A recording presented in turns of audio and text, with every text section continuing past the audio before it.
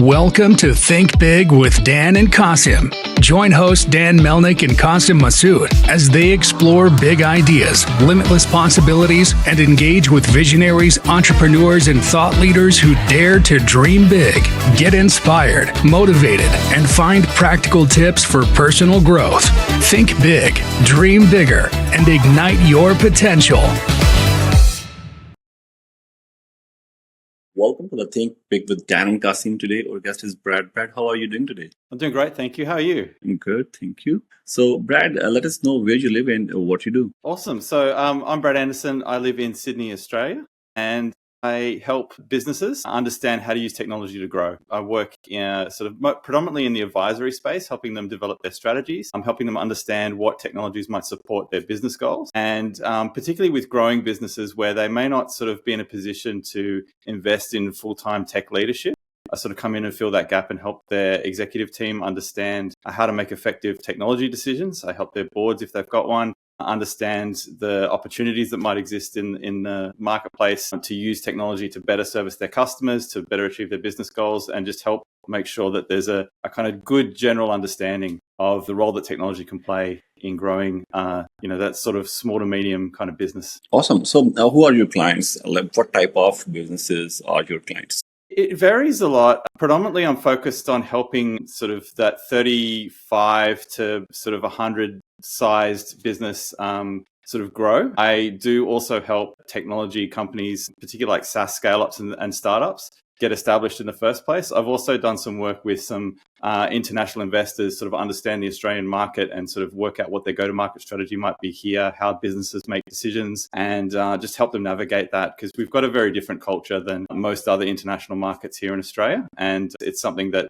needs a bit of interpretation and help sometimes. So. Awesome. So if you are helping the tech industry as well, so Yep. Do you help them for their products? If they want to develop a product, then you help them, or you can help them even to strategize their business, how they will generate business and how their processes should be. Yeah, a bit of both. So my background, I've worked in the technology space for over 20 years, mostly as a sort of CTO kind of level. So I've myself been involved in startups and scale-ups, getting SaaS products off the ground, helping them, work out what the market needs in terms of features and getting that product market fit, but also understanding, where the opportunities might be. So whether the company is looking to figure out what a product might look like that would work well in the Australian market, or whether they've got an existing product and are looking to try and figure out how to sell it in the Australian market, that's something that I can do. But generally speaking, most of the work that I'm doing is just looking at the businesses that sort of,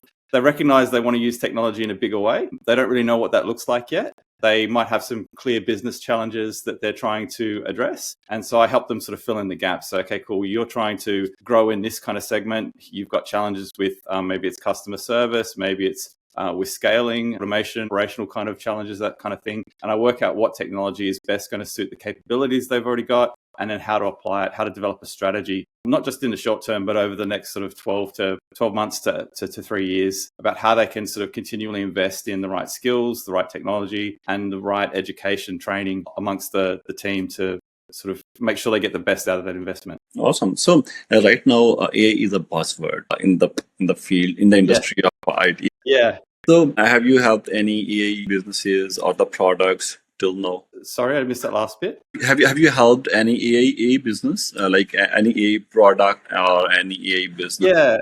Yeah. So, I mean, every product is adding some sort of AI feature into what they're doing. It's just kind of the way things work. Some of that's really helpful. Some of that's interesting. But I think really it comes down to use case is really like how well does the AI capability suit the use case.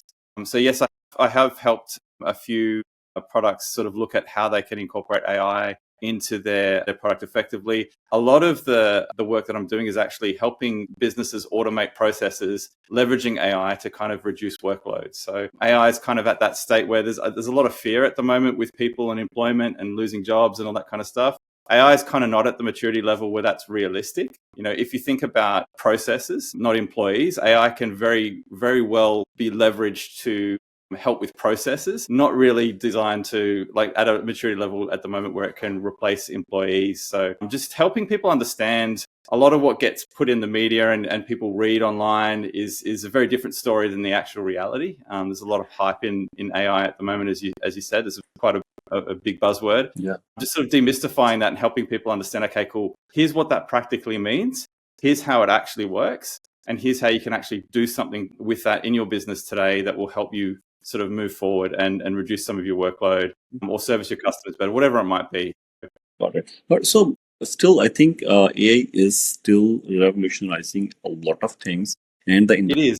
so I believe still. I mean, I strongly believe, in fact, that AI should do its work. Like machines should do their own work, and humans should do the smart work. Yes. They need to be smart because their human is still not comparable with the AI. So in this case, in fact, do you think still there is any threat to any sort of industry, any sort of job? Because still, at least AI is reducing the workload. Like there are a lot of things that we are automating, as you said. Like you are automating the. Yeah. I have seen like there were some automation engineers as well who are now they are automating their processes, but there were some process engineers, right? So they had everything in their own chest, and all the processes were revolving around them, and they were working with big files and a lot of papers as well. So still it do have some impact. At least you can say if there were 4 process engineers previously, now there is only 1 process engineer because of AI, because AI has enhanced a lot of things. And but yeah, obviously AI have created more jobs as well, just like the prompt engineers, and like nobody knew prompt engineer can be a job. But yeah.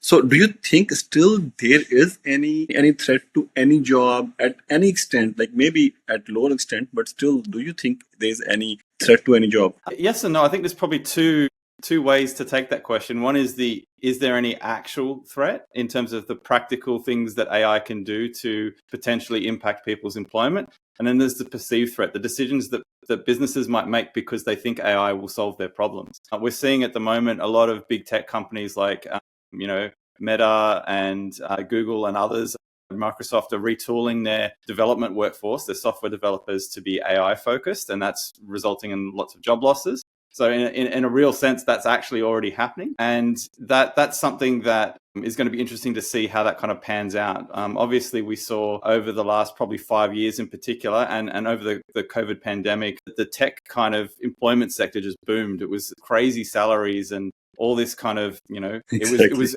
everyone wanted to work basically. Yeah. And so it was very competitive, and now it's kind of flipped on its head, completely opposite now, where salaries in the tech space are much lower. I know quite a few developers that have been looking for work recently. The opportunities aren't really there. The salaries are about, not quite half, but like considerably lower than what they were even a year ago. So from a threat perspective, yes, there are some real world threats there, but how that's all going to work out is going to be interesting to see.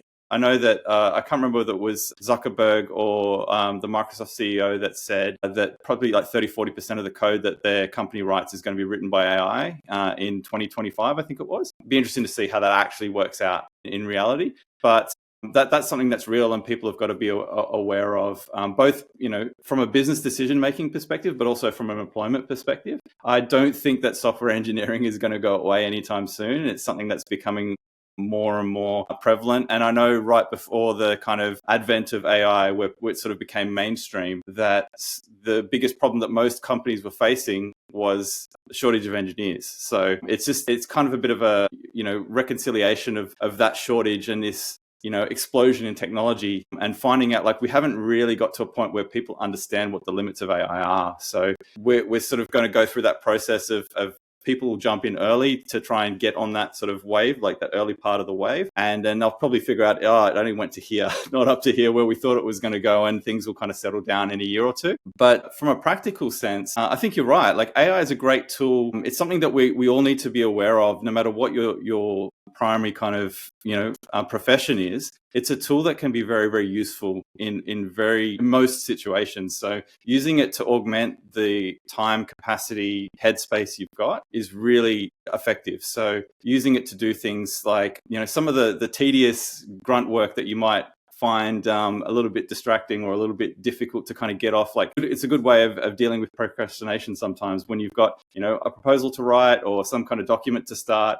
You can use it to scaffold the basics out of there, but, using an effective prompt and start to get the kind of ball rolling in those sorts of things. So, there are great tools out there that can help you do deep research, that can help you even just like converse with it to understand topics, to form your thoughts, to brainstorm.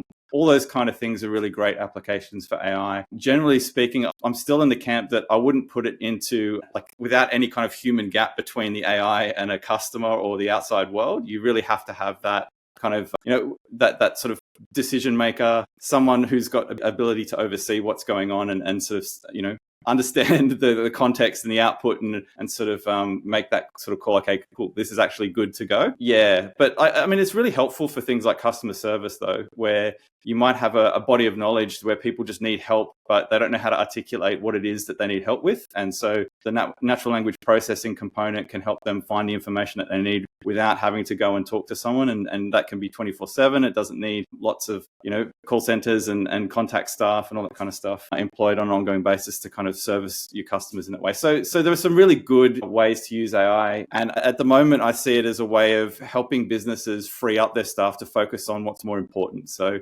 get rid of the administration work or some of the less valuable work and get more value from the existing salary rather than get rid of the salary. Yeah, makes sense. Awesome. So, Brad, I'm sure you must have faced many challenges because every entrepreneur faces challenges. Like, yes, every day there's a new challenge. So if you can share one interesting challenge that you have ever faced and how you were able to cope up, because this will be an encouragement for our viewers who are entrepreneurs and obviously they are also facing challenges. So maybe they can relate it. Yeah. So I think this is a very personal thing, but one of the big challenges that most people face in their career, but is very much a part of the journey I've been on is how do you, like in a world where you, like particularly when you're an entrepreneur, you're starting a business, you're doing something where you can kind of do anything that you want. How do you know where to focus? How do you know what you do and what you get other people to do and finding those boundaries? And one thing that I've always, like, there's a quote that I've always sort of, referred back to at key moments in my life: develop your strengths and mitigate your weaknesses. And so what that means to me is there are things that I'm going to be really, really good at, things that I have a natural talent, a natural gift for. I want to play in that space. I want to put my time, as much of my time as possible, into doing those things and doing them really, really well, because that's where I add the most value. That's where me as a person can do something that no one else can. Mitigating your weaknesses is about, there are areas that you're not going to be naturally good at, and trying to turn them into a strength is a wasted effort. They're just things that, whatever the way that you're wired, the way that you think, the way that you do things, they're just not your strengths. So you want to try and make sure you get those things out of the way so that they're not interfering with the good work that you can do, the things that you're going to be best at. And so you put in strategies to make sure that those things are either handled by someone else or that you've got a process, a routine, a ritual, something in place to prevent them from becoming a problem.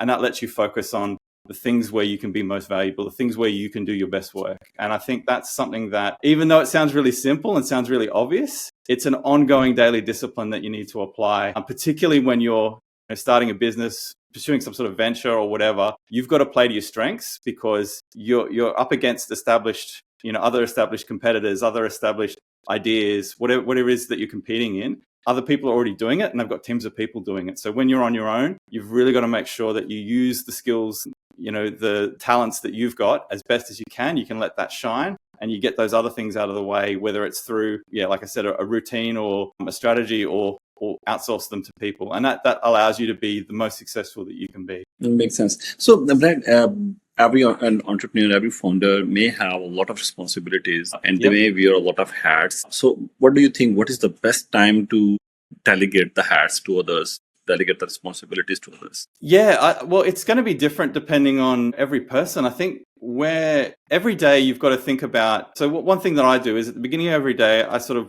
look forward for the day ahead and then the week ahead after that. and I look at what do I really need to land today? What's the most critical things that I need to put my time and focus in today? And where do I want to be at the end of the week? And how am I lining up with that? So typically I'll have sort of like a weekly plan and a daily plan. And when I start to find that I'm not landing the things that I need to land, those critical tasks, I have to look at why. And it's usually because something else is getting in the way. I'm getting distracted. I'm spending too much time on something that I'm not good at. That's deflating me. It's losing my motivation. It's losing my kind of momentum. And then it leads to less productive days. So it comes down to that sort of cost benefit thing. So if I'm putting time into something, am I getting the benefit that I need to get out of it? When that starts to become questionable, that's where you need to think about, okay, is this something that I can do a different way and get a better result? Is this something that I need to upskill or learn or train, do something to increase my ability to get that done? Or is it something I need to get someone else to do because, it's just really not in my wheelhouse? Everyone's got their strengths and you need to stay in that lane, but, it's fine to have things that you're not good at. Just don't let them be a problem. So I think, it's going to be different in every circumstance, but that's kind of the rule that I use to figure out when to pass it on to someone else. Awesome. So let us know, what is the criteria of your clients? Like, what is the criteria to onboard a client, and what's your process of onboarding a new client? Yeah. So because I do such varied things, I could be working with small startups that have, maybe one or two people in them at this stage. And it's really just concept, and I'm sort of helping them build out their strategy and all that kind of stuff. I could be working with a big investment firm that have thousands of people. But typically the sweet spot for me is, like I said before, businesses that have like 35 to 100 people in terms of employees that have, maybe they're new, maybe they're sort of established but looking to grow. That growth component is something that's really important. It doesn't really matter the size as much as the willingness and need to grow, and understand that technology is important, but don't know what to do. So it's really that looking for answers kind of stage that really suit the type of work that I do. My going back to strengths, my strength is really that strategy, advisory, and creative problem solving component. So I've got a really good understanding of technology, and so being able to bring that to business problems and connect the dots for people, explain that, educate them, help develop strategy. And really it's about, in terms of process, what I really do is sit down with the key leaders, understand where they're at, not just from what's their business problem, but what are their capabilities as an organization? What skills do they have? What skills are they missing? Where can I fit into that picture? And how can I best support them achieve their goals? And it's really getting to that place of clarity on their goals and clarity on their capabilities. And then I sort of develop a plan from there to figure out where I can best fit. And then from there, sort of develop a sort of 12-month roadmap on the types of activities we can do to help their business, whether it's process efficiency, whether it's cybersecurity, whether it's education and training. And usually it's a mix of quite a few different things, data and AI and all that kind of stuff as well. And then once we've got our roadmap together, it's really about supporting them through that journey, helping their team. So, one of the big things for me is typically in that advisory consulting kind of space, people try to embed themselves and make them invaluable, the center of all the work that they're doing, so that they can't, they become sort of that linchpin and have to get embedded within the business. I don't want to be that guy. I want to be the guy that helps them mature in their journey and develop their own capabilities, and hopefully one day get to a place where they don't need me anymore because I've helped them get to the place where they needed to get. It's really about building capacity within the company, whether it's, strategy or implementation or whatever might need to happen there. That's really the process that I go through. So it varies a lot depending on the client, depending on the project and the problem that they've got. But that's typically the process that I go through. Awesome. That makes sense. So, Brad, and then can you please give us the biggest piece of advice for our audience who are entrepreneurs or the ones who are planning to be an entrepreneur? Yeah. So I think the important thing to remember is that failure is mostly a perspective. You might try and do something and it doesn't work out the way that you want, but doesn't mean that it's not valuable. Some of the biggest failures I've had in my life have been the most important lessons that I've learned. So I think it's important to respect the journey and to learn at every opportunity and to focus on what makes you happy, what you bring to the table, and always doing your best work. Always coming from that perspective of it doesn't matter if it didn't work. What can I get out of? What can I take away from this that's going to make me better tomorrow? So that resilience, that discipline, that willingness to learn and adapt, that's the really important skill there. Because most people get to a place where they're like, I don't know where to go here, so I'm just going to stop. And that's when failure happens. It's the stopping. It's not the not achieving the goal. It's the giving up on trying to achieve it at all. So keep going and focus. Like, human beings, as much as we want to be like robots and take emotion out of things, we're human, and that's not how it actually works. It's important to make sure that whatever you're doing, there is an element of joy, there is an element of satisfaction in that. We've got to be, come home at the end of every day and feel like we've achieved something. And so you've got to pay attention to that. If you let that get out of alignment, out of balance, that's where you start to burn out. That's where you start to kind of lose your momentum, lose your motivation. And that's typically where sort of failure happens. So, don't ignore that as well. It's there's times where you have to kind of put it aside, but that's not ignoring it. You got to know that, recognize that that's happening, and then reconcile it at some point, balance it back out at some point. So it's always it's a grind. So you've got to try and look after yourself in the meantime, but put in that work and make sure that you are focused, but taking care of yourself at the same time. So, well, thank you, Brad. And then please let our viewers know how they can reach you. If someone wants to, you can share your website or social media, whatever you want to share. Yeah, cool. Well, the best way to get in touch with me, my company's website is areal.company, ARREAL.company. And that's the best way to get in contact with me. All my details are on there. So go check me out. Reach out if you want to have a chat. Awesome. Well, Brad, thank you for the advice and and conversation with us. I really enjoyed it. So I believe we will stay in touch. And thank you. Have a good day. Thank you. Appreciate it. Thanks for having me. Thank you. Bye-bye.